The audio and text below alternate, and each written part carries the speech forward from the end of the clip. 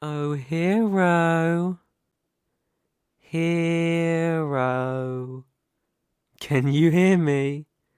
Am I getting through to you? I wonder if you can recognize my voice after all this time.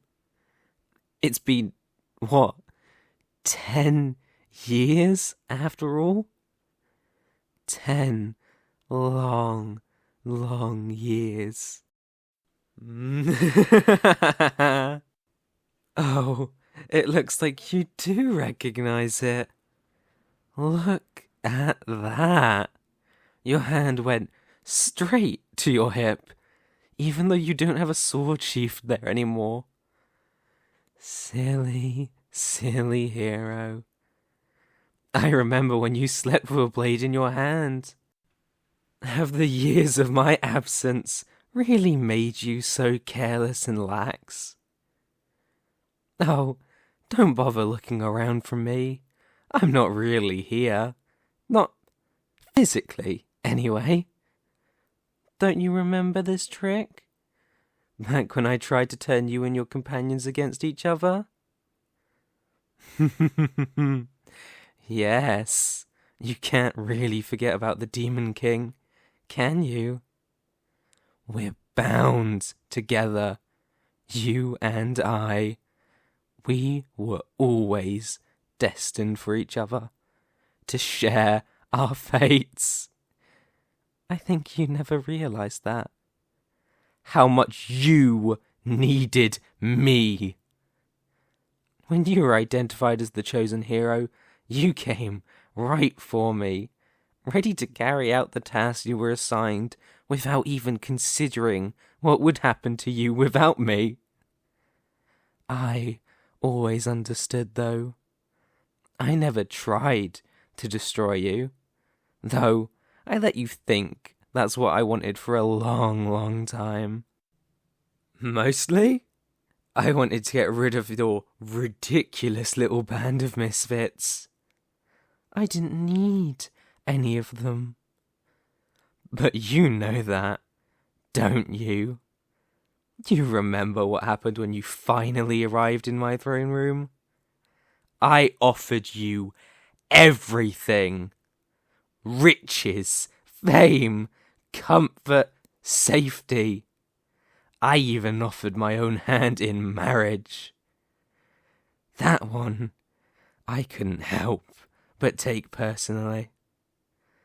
Turning down the rest was disappointing, but turning me down as a spouse, me who could send nations to war with half a smile, that was just insulting. Confused? Oh, I'm sure you thought you killed me. How naive! As if the mighty Demon King could be destroyed with a mere sword, regardless of its enchantments. No, I was simply weakened. It was infuriating, drifting around as a disembodied consciousness. But I wasn't too worried, because I knew that when I'd fell, you'd fall with me. Oh? You don't think you've fallen? Look at you. You practically live in a shack. You have to grow your own food. You're barely getting by. Don't lie to me, hero. I've been watching you. I saw everything. When you and your friends returned, I'm sure everything must have seemed so wonderful. The whole nation was cheering your names. But you can't ride the rest of your life off of a single victory, no matter how glorious. Your little friends understood that. They thought about what was next. They used their fame to start new careers as mercenaries or soldiers. I believe one of them even became a politician. I rather liked that one, I must confess. But you? The hero? No, you couldn't use your fame to open doors. It was selfish, you thought. You told the king you were at his disposal to send wherever you were needed. Ah, poor, clueless hero. With everyone shouting your accolades, I don't think you could imagine a world where you weren't needed. But it's the very world that you created. With me gone, there was nothing that required your might. Sure, the king sent you on missions for a while, but you were just too much. None of the conflicts you were sent to resolve really needed you. There was nobody strong enough to warrant your involvement. And, besides, your skills weren't really all that useful there. Most conflicts in this world aren't won by a single, overwhelmingly powerful person. One person can be planned around and avoided. A larger, more versatile force is usually what's needed. Unless you're facing something like me. And so, you became a relic. Something to hang over the fireplace and admire, but never use. You were the master of ceremonies for a while, a celebrity to make appearances and the crowd's excited. And then, finally, you weren't even that. The common folk are fickle, and the longer you went without doing anything, the less excited they were to see you. And so, here you are. The king promised a generous allowance for your services, but he didn't really have much of a reason to honour that once his people stopped caring about you. Just look at you. The hero, the one who saved all of mankind, penniless and living in squalor. You see? Without me, you are nothing. But I didn't reach through the veil of death just to gloat.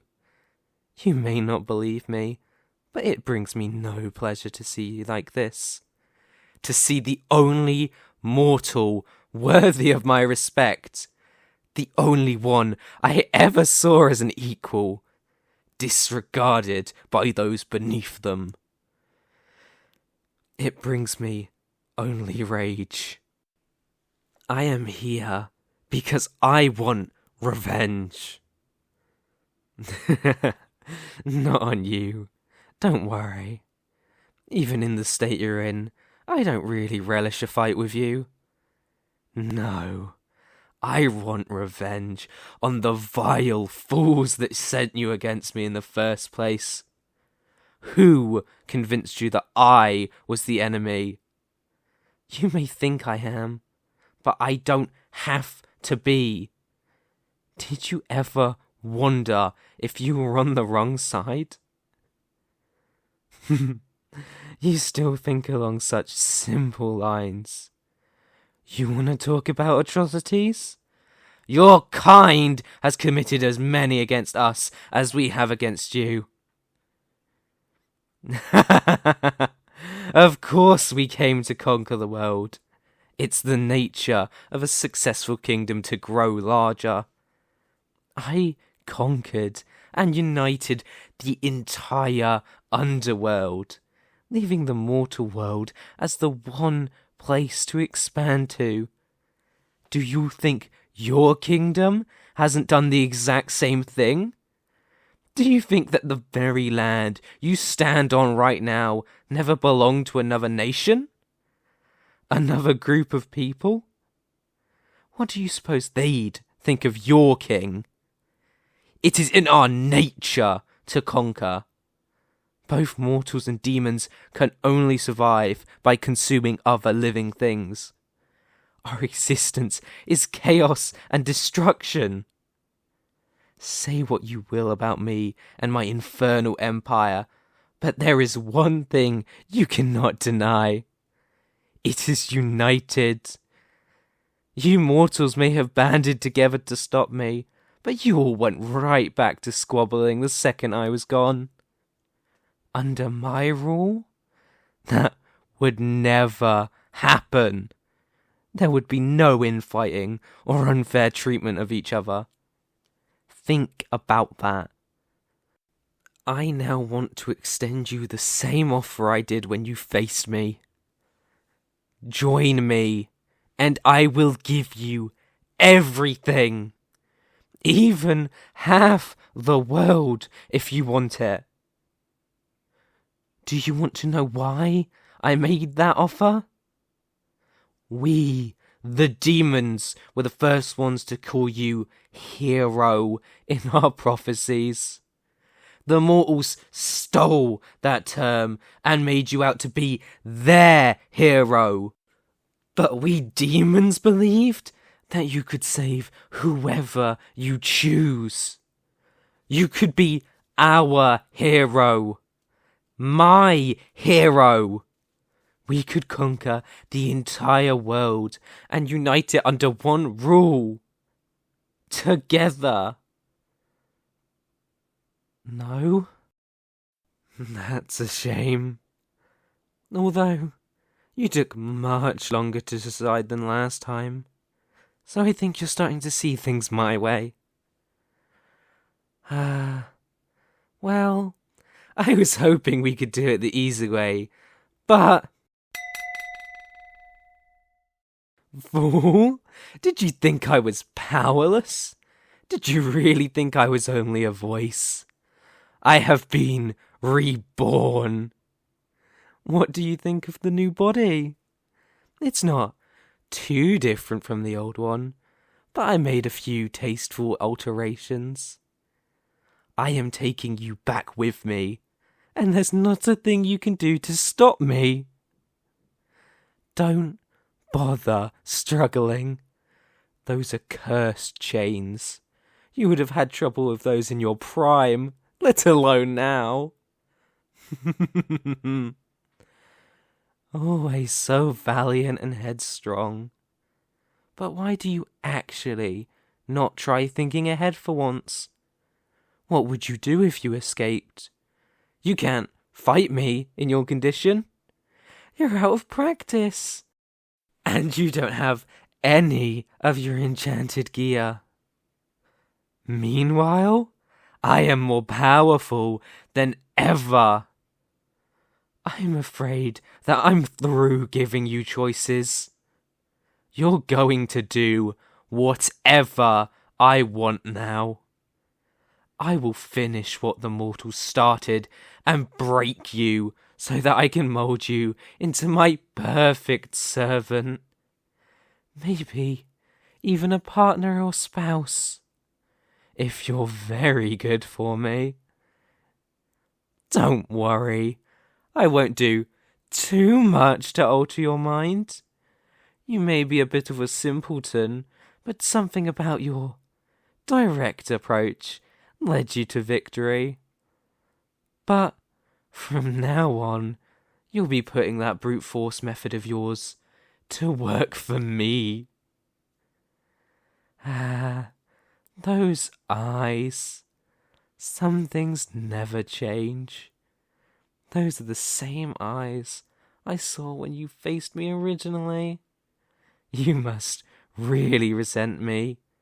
Perhaps even more now than you did back then.